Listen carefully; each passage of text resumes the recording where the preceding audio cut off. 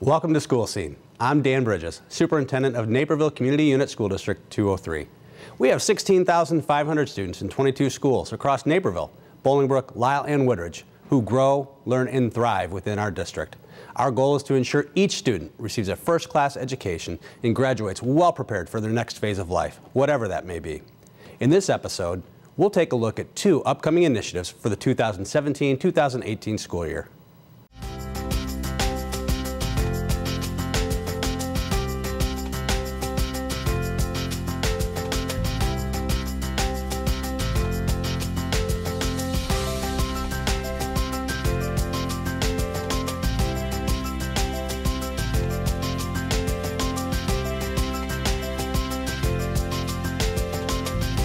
Beginning in the 2017-2018 school year, we will implement a new social and emotional learning curriculum throughout the district.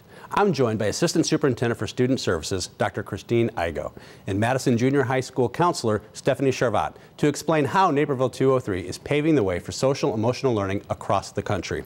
So what exactly is social emotional learning, which we often refer to as SEL? So when we think about SEL, sometimes we'll hear words like soft skills or grit, resilience. All of those really talk about those basic skills or foundational skills kids need in order to manage their daily tasks, to really know how to handle different challenges that come up along the way. SEL can be thought of as a framework. So within that framework, there are 5 different competencies that we look at. So that includes self-management, self-awareness, responsible decision-making, social awareness, and relationship skills. So those sound like important skills. Why is it so important that we really build these skills within our students? You know, newer research suggests that a child's success is no longer solely focused on academic ability or cognitive ability, and it's more so paired with a student having a strong sense of character. So having those skills like grit and resilience, having optimism, being able to problem solve and work collaboratively within a group. So some of that research that we've heard about or learned about really has been able to show us that the social skills that kids have, there's a connection between those social skills that they have in kindergarten and their likelihood of having a full-time job and of graduating from college by age 25. So we want to make sure we're building those skills for kids. There's some other research that says as we really focus in and spend time building each of those skills, that our students not only benefit from having a better outlook on life and being more optimistic, but we're also seeing gains academically. We can see 11 percentile point gains overall. So we really want to make sure kids have those skills because they need them not only for their social kind of interactions, but many of the content area skills require them to have those skills. Just thinking of the emotional piece, when students feel emotionally secure in a classroom, they're better able to access their educational environment. Great, so let's talk about the classroom. You talk about things like resilience and grit and perseverance. What does that look like in a classroom? What does SEL look like in the classroom? Sure. So our overall goal for the SEL skills is that we are teaching them both explicitly, so that we're modeling them and then we're supporting kids as they're learning them before we allow them to do it independently, as well as saying how do we integrate it into all of the tasks that they do. So when our teachers set their learning targets, or this idea that this is what we're going to learn and know and be able to do today for the content, we're also going to be setting those for SEL. So this is the skill we're working on today. Might be in regards to how I'm going to collaborate with somebody, how I'm going to manage my time, what goals that I'm working on, or how I'm going to work towards that goal.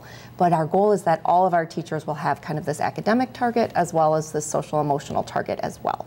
So we'll have this constant conversation around what are those SEL skills that we're building kind of along the way. I kind of mentioned this earlier. We talked a little bit about as we integrate those skills, a lot of our academic content skills require these SEL skills. So for instance, in math, we often talk about kids need to be able to persevere through a problem. And so this is an opportunity for them to use those self-management skills to recognize that the problem is difficult, to say, how do I manage that and keep going to move through that? How do I handle that feeling or emotion that I can't do this problem, turn that around to I'm ready to do this problem, and begin to kind of keep working in that direction. And it also looks like teachers utilizing those best practice strategies, high impact instructional strategies that are going to foster positive relationships and problem solving within the classroom. So in order for us to be more intentional in our district to call forward SEL standards within the classroom, there has to have been a lot of work that's gone on to prepare for this. And I know that when we do things in District 203, we want to be the best and we want to lead the way. So what have we done and the work that you have done with our teachers and with our schools to prepare for the implementation of our SEL curriculum next year?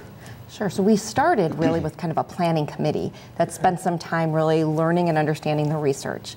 And based upon that research, we went ahead and we set up kind of like 4 things that we really wanted to make sure we had in place. So we talked about the importance of engaging our parents and having a parent component. We talked about the importance of having a curriculum and integrating that curriculum. We talked about the importance of making sure we had some professional learning and had those pieces in place, and that we were also talking through and building kind of the positive climate and culture that need to be in place. So that was kind of where we started. And from there we went and we kind of divided into looked at different things. So we have a committee for parents, looking at that involves all of our communities. We've got some community members involved in that, looking to see what are some things we can do to make sure that they know and understand. As well as, Stephanie's been working on the curriculum committee. Yep. The curriculum committee has really been focused on aligning the social emotional learning standards across K-12 grade levels. And we've really been careful to make sure we're aligning certain standards in age-appropriate areas. And then in addition to that, we paired our SEL standards with our already existing academic standards, and we've integrated those as well. Part of the curriculum team also identified the important vocabulary. That's not only going to be important for teachers, but also for students and parents to understand what the standards really are. Like Christine said, we have had teacher leaders engage our staff in professional learning to talk about those high-impact instructional strategies that will lend themselves to SEL and to build a positive classroom culture and climate. How have teachers been responding to the professional learning? They have to have been excited, something I think they've been waiting for, right? Yes, it's been very exciting. It has been very exciting, and I think the feedback has been really strong. Though one of the things that we know is we've got a nice foundation in District 203. We have a lot of things happening. So I think teachers are able to say, these are some of the things we're already doing and feeling good about it, and then becoming excited and energized about, oh, here's another way to take that, or here's another way for me to stretch that. We certainly know that the success of our kids in our classrooms is in large part due to the work that our teachers and our administration, our faculty does with them. But parents play such a critical role in their success. And it seems like there's a great partnership opportunity here between home and school, parents and teachers to support SEL in the classroom. What role can parents play? So one of the things the curriculum committee's worked on is something we're calling an SEL snapshot. And in that snapshot, there will be kind of our vocabulary for each grade level that kids are working on, as well as those priority standards, and also some opportunities for where can I find those resources and what resources might help. So those would certainly be a great place for us to start that connection and to build off of that, as well as having parents being able to take and utilize some of the same vocabulary at home, and to have conversations with kids regarding, here's how I'm going to manage this today, or I'm talking through their frustration and how they're going to handle that, so that kids can start to see how that looks.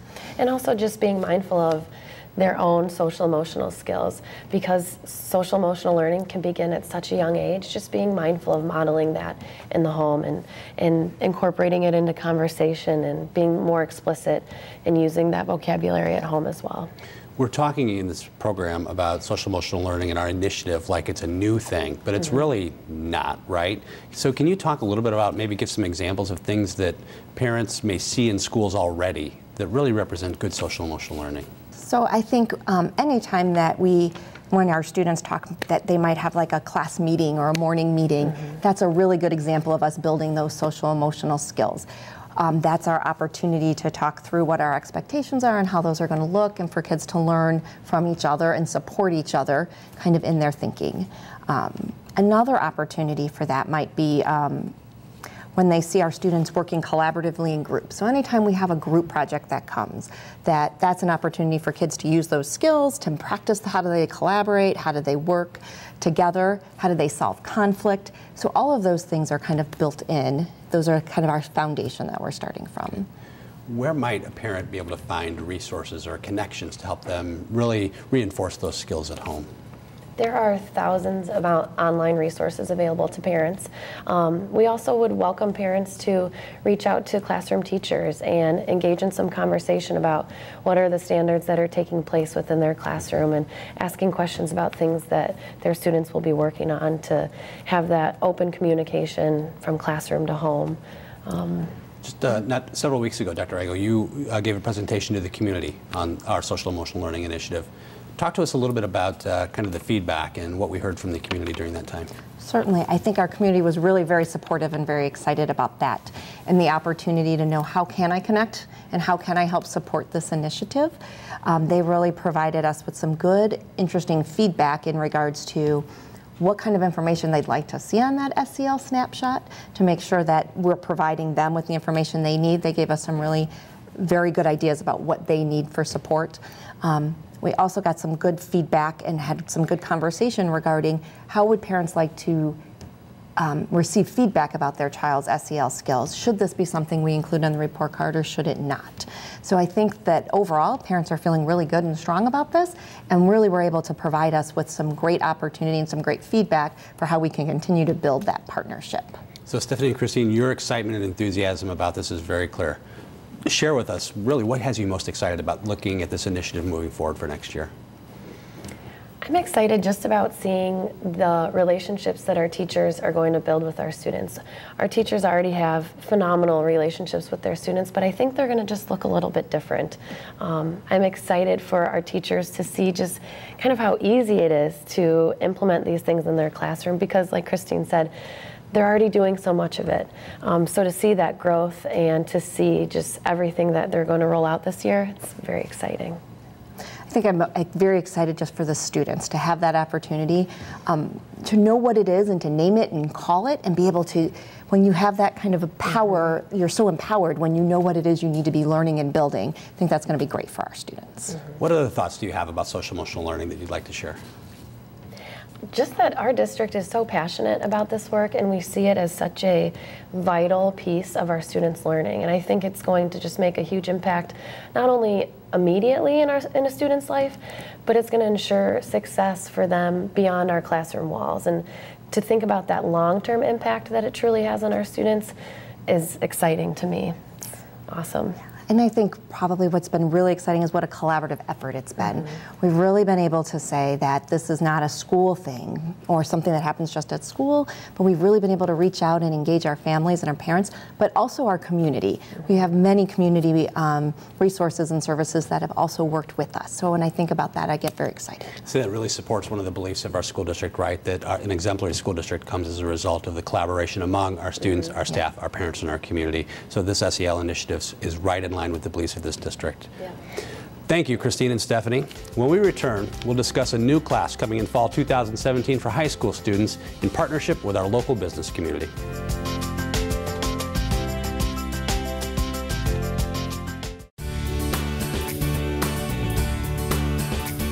NCTV really reflects the world around you, the world that you live in. We're there in the community, and we're bringing that world to you.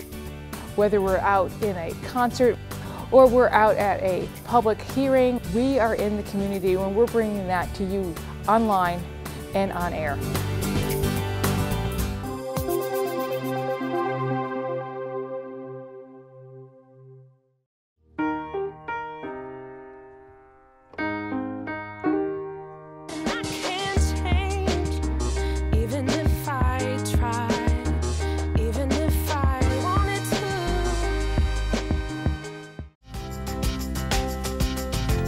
Welcome back to School Scene.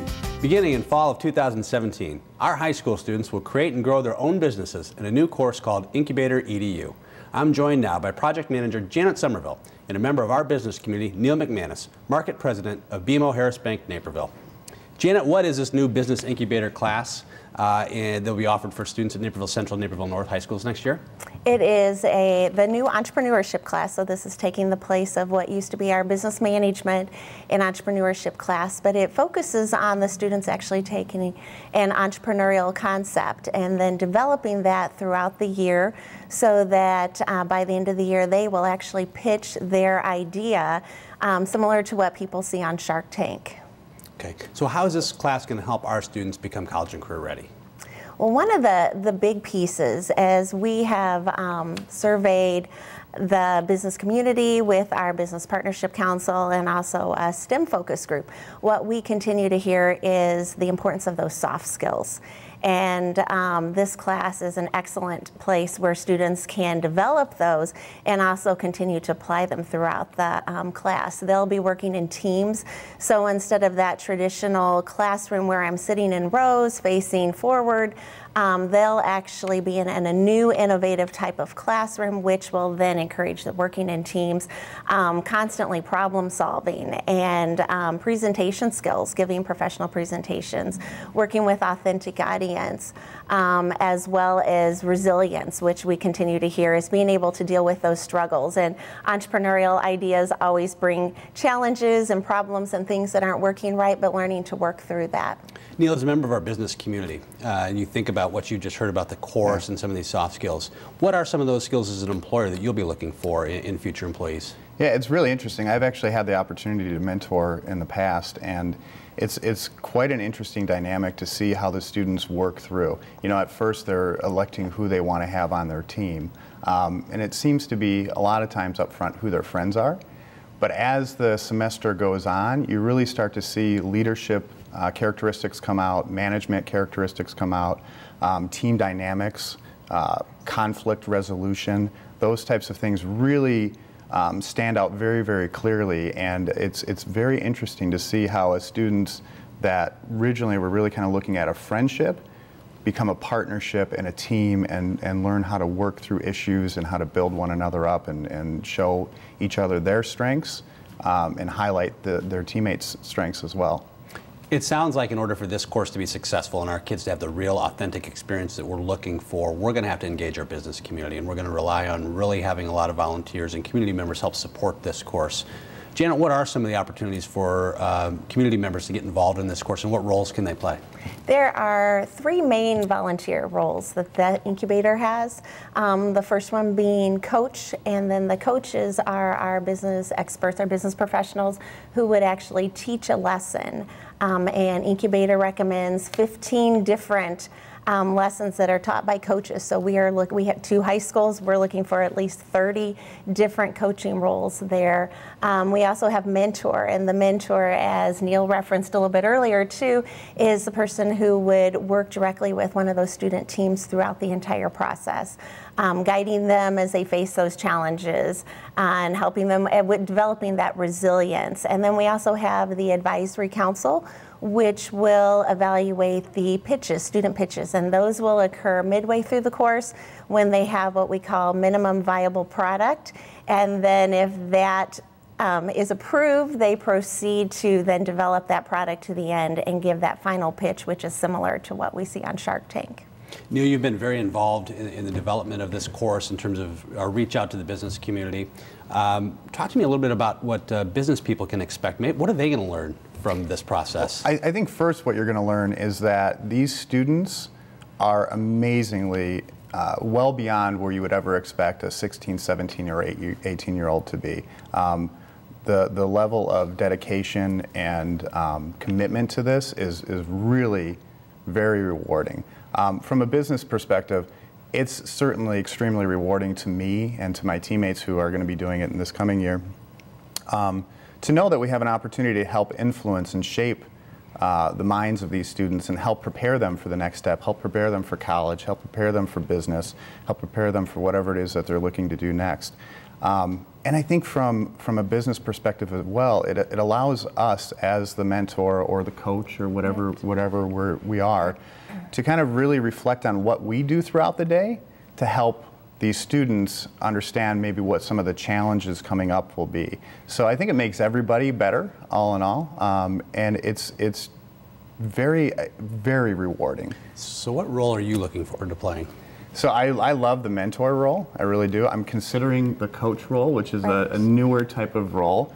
I don't know, I think that no matter what you do, it's as long as you're getting involved, I think that that's really important.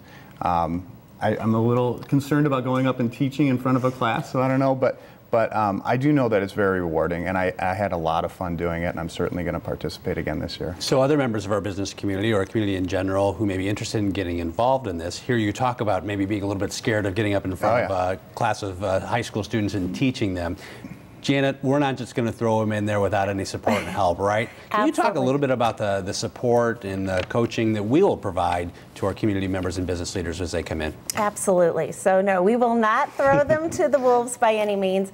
First of all, we have wonderful lesson plans that are very detailed, that will guide them through that lesson, hold their hand. They also have a variety of resources, videos, and a lot of new technology pieces that they can use as they're coaching that lesson. The teacher is there as a guide as well. And the exciting piece is that once they start diving into that, they'll realize where they can plug in their own expertise. And we know that their rich experiences are going to just make that lesson much more richer. Is there a target student or a group of students who's going to benefit from this? What type of student are we looking for? You know, I think that's an exciting question, because many times people think, oh, it's a business class, it's people who want to go into business. But entrepreneurship is for everyone, and it hits every industry and every area of interest and skills. And when you think of our high schools, from students who are into art or music or science, math, it doesn't matter. All of them could become entrepreneurs and come up with solutions to problems, because that's really what the students are going to start with, is what problem can I find a solution for and create and pursue that. So I think the exciting thing is it hits anyone, no matter what they want to pursue in life. They could benefit. So even Sean Bridges, Absolutely. a 2B senior at Naperville Central High School next year, is interested in being a hotel restaurant manager or owner, who's requested Incubator EDU in his course schedule next year, is going to benefit from this, isn't he? Absolutely, absolutely. Right. So what will students take away from this? What's the big takeaway when kids leave the class? What are they going to walk away with? I would say that the team dynamic is really something that I've seen come out with the students. That from, and I said this before, but going from friend to teammate, and taking on roles and challenges, the ability to have something in front of you that's challenging you, and to work as a team to overcome that challenge, to work as a team to find new innovative ways to make things work. And then also to use your coaches and mentors in ways that are going to be beneficial and productive to you. So it teaches you a lot about business in general, and it's amazing to see the development throughout the semester for the students. The authenticity is where those students realize this is not just a class where I'm going and learning, just memorizing information, but I'm really doing this. And the exciting piece that I love about Incubator is that they're not one and done. It's as they develop these ideas, they can continue them beyond high school. We have heard stories of other schools where the college students who were the high school students are running those businesses, and it's continuing on. And when the students see that, just that real authentic piece, and you know, all the parts that go with it, even though sometimes it is frightening for them, I think that's also just as rewarding for them as they can take those skills beyond. Yeah, as we talk about high school experiences, right, the best ones seem to be those that are most authentic and real, and that the students themselves can have personal meaning. And we talk about personalized learning quite a bit, don't we? There's a high level of ownership and engagement in this. I mean, a high level. The students flourish in this environment. That's so exciting. Yeah. Our graduates leave really well prepared for whatever that next step is going to be in life, whatever their post-secondary journey is going to be. As we think about how they compare to other high school graduates, this class sounds like it's going to give them some skills and opportunities that's really going to set them apart from other graduates, don't you think? Absolutely, absolutely. And I think even when they start those college classes, they're going to realize, I've learned a lot of this. You know, I know this information and I'm ready for the next step. Well, that's one of the things as a business person coming into this, it's stunning how much they know and how engaged they are, and what a great job the school district has done in preparing them for this type of opportunity. I think it really differentiates the school district apart from other schools. Great. So just briefly, each of you share with me, what's the thing that you're most excited about with this course coming up next year? I think just Eve, I've worked a lot now as we start to round up volunteers, and to see the excitement in our community and people coming out of the woodwork and helping me as I'm looking for those mentors and coaches, and their excitement for investing in the lives of our children is thrilling.